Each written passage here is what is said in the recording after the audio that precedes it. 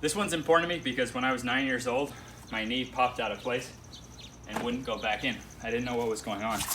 Come to find out later, I had something called tibiofibular dislocation disease. A lot of people suffer from this. Thousands have had surgery for their meniscus when this pops out, even though it's not a meniscus. It's kind of horrifying to find out how many people have had surgeries who actually didn't need it and it didn't handle the problem because it was misdiagnosed. So if you're like me, you went to many doctors and no one ever knew that you had tibiofibular dislocation disease. It pops out of place and it won't go back in.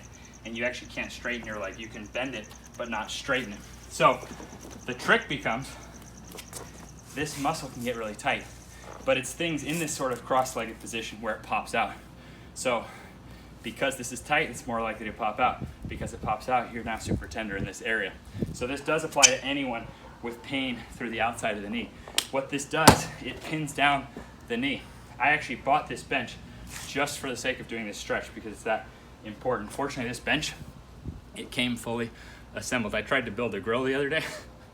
I've been building some stuff around the house, and I mean, I felt like it was my birthday when this thing showed up and it was actually fully assembled. So it's like 150 bucks, and if you've had your knee popping out your whole life, it's worth it. So what's occurring though, as I'm doing this, I'm getting strong through this area. So I'm getting deeper, I'm getting stronger. So I can switch right around and I can change the angle of the bench. So it pins the knee down so it doesn't pop out. It allows you to stretch the piriformis. The farther you reach this leg back, the more it stretches. The more you take your hands off and handle your own body weight, the more it stretches. So this is what I'm gonna be doing in zero. I'm gonna be updating zero dents and standards because for the next year, I just don't see any reason to change this as our piriformis stretch. So what I'm gonna do in zero, on my 0 weeks, I'm just holding for 60 seconds, okay?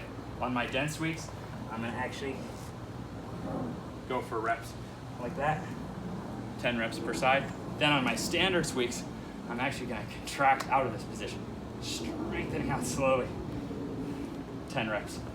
Anytime you can pain-free, safely get stronger from a stretch position, you can get exponential change in that area. So for this reason, I do think an incline bench is worth it for people who have this particular disease.